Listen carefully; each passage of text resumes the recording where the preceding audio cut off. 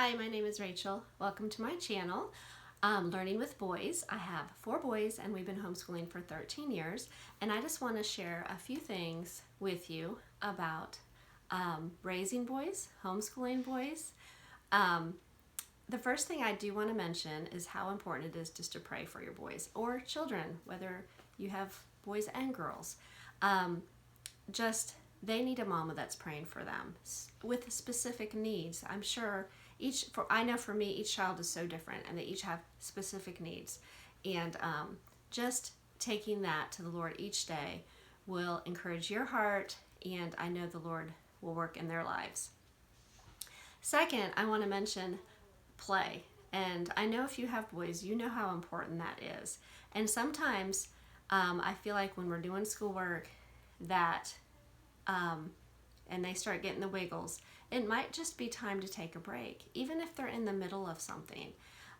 It could just be, let's stand up and do some jumping jacks, or let's run up and down the stairs and time you. My boys like to take that kind of break. We have a split foyer, so we have some stairs, and it could just be, you just have an upstairs. But we would time how long it took to get up and down. And sometimes we would even, when they were younger, we had some that wanted to keep track and record of that. And they would want to try to beat their time. There's all kinds of little things you can do just for a mental break at that moment. And then you can come back to the subject, or a lot of times I might say, okay, good job, and then just read a book to them, and then come back to whether it be math or grammar, or just sometimes all they need is just a small little book. I don't know why, but something about them sitting with you and reading to them just helps them. I can't really explain that, but I think it's just a bonding time.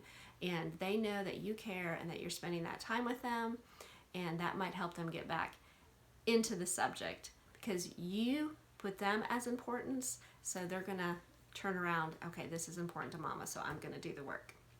Now, I have one that I actually had to sit there all the time with through every subject, especially math, just because they wouldn't get it done.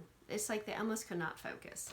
So, but every child, especially boys, mine are also different.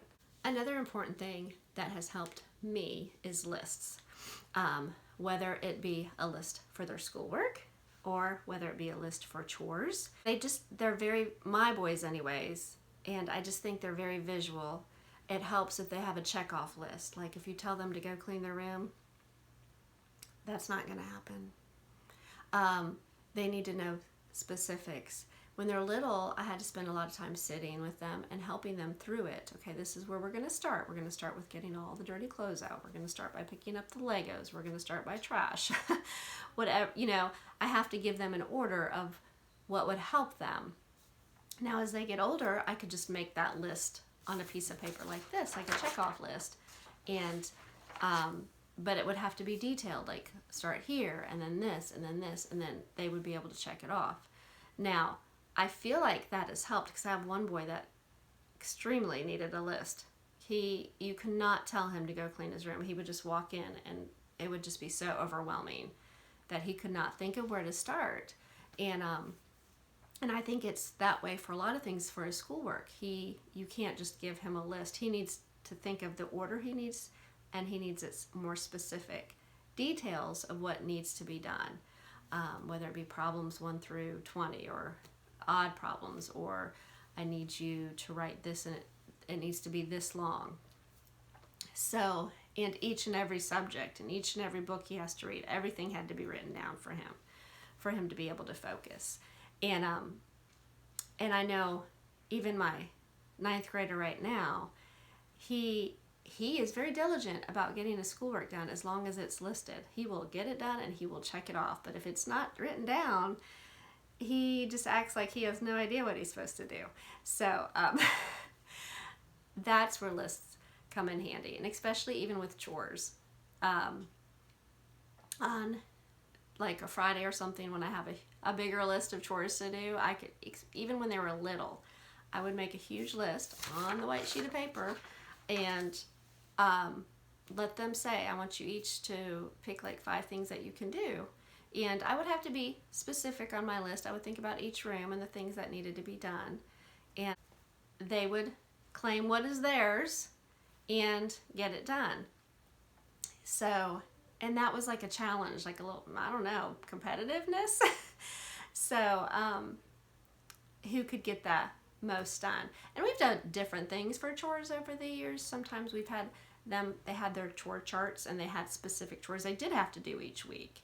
But, and we would do that. And they were very diligent at it as long as they have the list and exactly what they have to do. So that is like a top thing I would say for boys is lists. I will be honest, usually there was a reward. Rewards help. Whether it be a lollipop, depending on their age, whether it be $1. I had one son who, for some reason, he could clean the garage and he could do it quickly and orderly. And he would get paid a little bit more for that. Now, he was a little bit older. He was like 12 or 13. So, but you have to set the limits that you want for your family. But lists help motivate boys. Another thing I want to say for boys is encouragement. You're their biggest cheerleader, their mama. They need the encouragement. Now, I know I'm not saying go overboard about every little tiny thing. And you will notice that each child is different. Some need a little bit more cheering than others. And some just need a hug and let them know that, you appreciate the hard work they did today. Or you know that they're struggling and you're praying for them. Let them know that you're praying for them.